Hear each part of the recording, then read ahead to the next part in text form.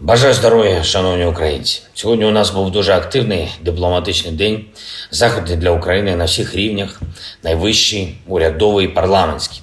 Вранці звернувся до учасників Берлінської конференції, яка присвячена відбудові і модернізації нашої країни. Це вже друга така конференція після швейцарської, що відбувалась у місті Лугано.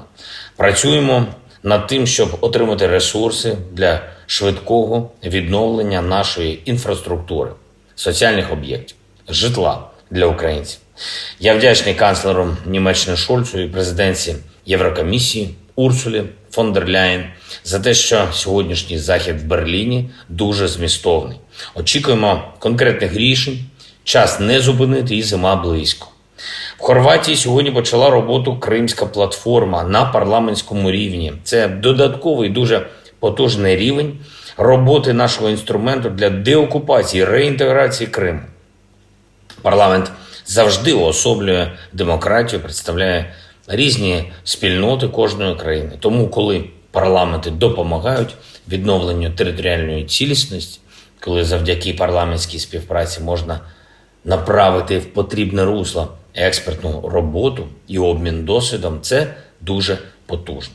Ми обов'язково звільнимо Крим, ми повернемо цю частину нашої держави не тільки до загальноукраїнського простору, але й до загальноєвропейського.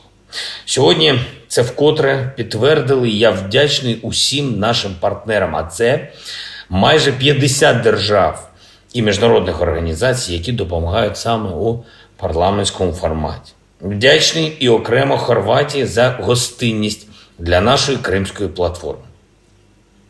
Провів сьогодні зустріч з представниками єврейської спільноти, американської, європейської, звісно, ізраїльської. Говорили передусім про захист наших людей, про потребу унеможливити російський терор і якнайшвидше завершити цю війну гарантуванням повної безпеки і свободи для усіх українців на всій території України. Чим швидше на нашій землі буде досягнуто мир завдяки українській перемозі, тим менше зла Росія встигне принести іншим регіонам, зокрема і Близькому Сходу, у своєму спільництві з Іраном. Вірю, що одного дня цю позицію почують ізраїльські політики, як уже почуло суспільство Ізраїлю. Ми відчуваємо це. Окремо обговорили захист історичної пам'яті в Україні. Попри війну, ми маємо продовжувати реалізацію наших програм, які повертають історичну справедливість. Ми почали реалізацію важливого проєкту вшанування жертв нацизму, будівництво меморіалу в Бабиному Яру, обов'язково завершимо. Провів дуже змістовні переговори з президентом Німеччини, який прибув в Україну. Президент Штайнмаєр сьогодні відвідав Чернігівщину, райони, які були в окупації, його там застала повітряна тривога. І, власне, російський ракетний терор, застосування ворогом іранських дронів – це те, що було однією з основних тем на наших переговорах. Ми дуже вдячні Німеччині за вже надану нам систему протиповітряної оборони, сучасну та ефективну. Очікуємо нових таких же систем.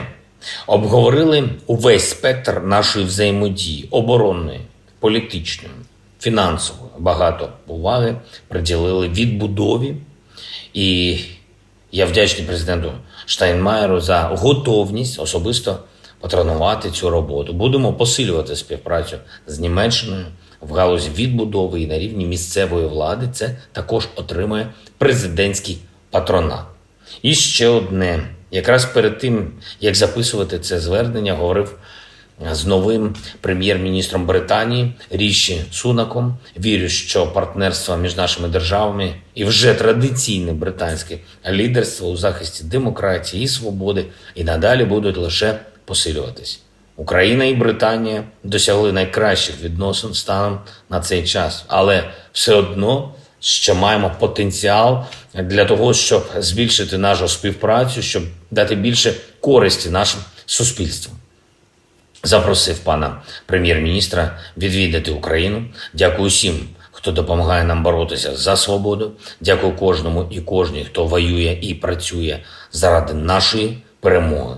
Дякую всім нашим воїнам, які зараз утримують позиції, знищують окупантів і дають Україні найголовніше відчуття впевненості у нашому майбутньому.